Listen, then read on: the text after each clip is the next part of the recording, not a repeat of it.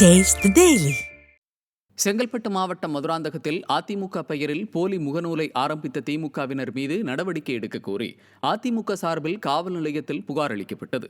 திமுகவைச் சேர்ந்த நபர்கள் மதுராந்தகம் அதிமுக என்ற போலியான முகநூலை கொண்டு அதிமுக நிர்வாகிகளிடையே பல்வேறு குழப்பங்களை ஏற்படுத்தி வருவதாக தெரிகிறது. மதுராந்தகம் அதிமுக நகர கழக செயலாளர் பூக்கடை சரவணன், கழக மாநில வழக்கறிஞர் பிரிவு துணைச் செயலாளர் செல்வபாண்டியன் ஆகியோர் தலைமையில் துணை காவல் கண்காணிப்பாளர் அலுவலகத்தில் புகார் அளிக்கப்பட்டது. அப்போது கழக நிர்வாகிகள் பலர் உடனிருந்தனர். கடலூர் மாவட்டம் திட்டக்குடி அருகே தொழார் கிராமத்தில் உள்ள சமத்துவபுரத்தில் தரமற்ற முறையில் கட்டப்பட்ட கழிவுநீர் கால்வாய் இடிந்ததால் அருகில் இருந்த வீட்டின் சுவற்றில் விரிசல் ஏற்பட்டுள்ளது.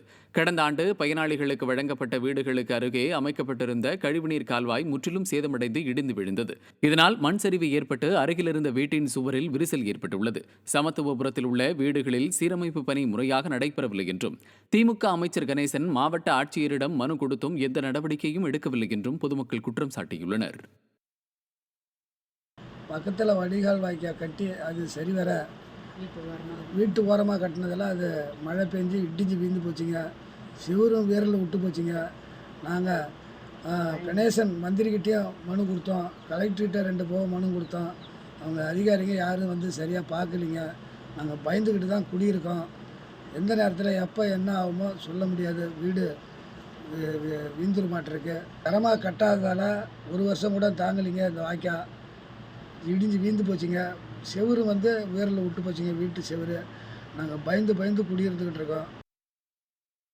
பருத்திக்கு கூடுதல் விலை நிர்ணயம் செய்ய வேண்டும் என திருவாரூர் மாவட்ட பருத்தி விவசாயிகள் விடியா திமுக அரசுக்கு வலியுறுத்தியுள்ளனர். திருவாரூர் மாவட்டம் எட்டியலூர் பகுதியில் கடந்த சில நாட்களாக பெய்த மழையால் பருத்தி விதை மற்றும் பருத்தி செடிகள் நீரில் மூழ்கி பாதிப்பு ஏற்பட்டது. இருந்தபோதிலும் செடியிலிருந்து எடுக்கப்பட்ட பஞ்சு அதிக விலைக்கு போகாததால் விவசாயிகள் கவலையடைந்துள்ளனர். 1 கிலோ 30 ரூபாய் முதல் 40 ரூபாய் வரை விலை போவதாக வேதனை தெரிவித்திருக்கும் விவசாயிகள் பருத்தி பஞ்சை கிலோ ஒன்றுக்கு 100 ரூபாய் என விலை நிர்ணயம் செய்து அரசு தடையில்லாமல் கொள்முதல் செய்ய வேண்டும் என வலியுறுத்தியுள்ளனர்.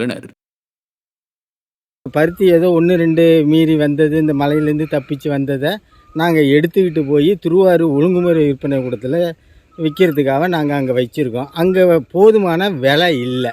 40 ரூபாயும் 30 ரூபாயும் வியாபாரிங்க ரேட்டு போட்டிருக்காங்க. இதை நாங்கள் வெளி வியாபாரிகிட்ட விற்கிற மாரி நட்டத்துக்கு விற்கிற மாரி ஆகுது.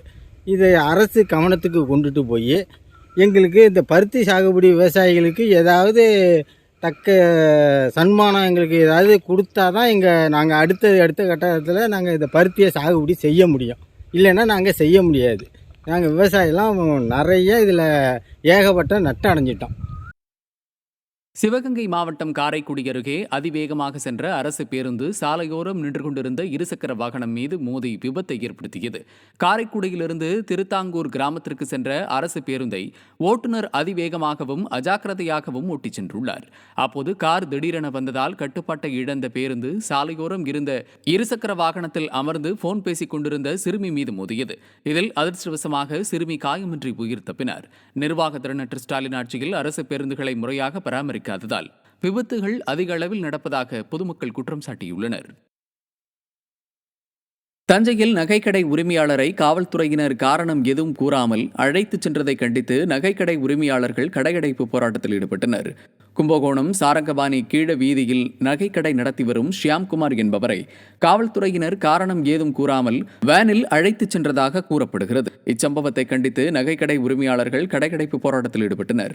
விடிய அரசின் ஏவல் துறையினர் தொடர்ந்த அராஜக போக்கை கடைபிடித்து வருவதாக நகைக்கடை உரிமையாளர்கள் குற்றம் சாட்டினர். கும்பகோணம் எஸ்கே ஜுவல் பேலஸ் என்ற நகைக்கடை உரிமையாளரை காவல்துறையினர் வாகனத்திலே வந்து அழைத்துச் சென்றிருக்கிறார்கள். எந்த விதமான ஒரு அறிவிப்பும் கிடையாது, முறையான விசாரணை நடைமுறையும் கிடையாது. இதுபோன்று அடிக்கடி கும்பகோணத்தில் நகைக்கடை பஜாருக்கு வந்து இதுபோன்று கடை உரிமையாளர் அழைத்துச் செல்வது தொடர்கதையாக இருக்கிறது. எனவே விசாரணை நடைமுறைக்கு நாங்கள் ஒத்துழைப்பு கொடுக்க தயாராக இருக்கிறோம்.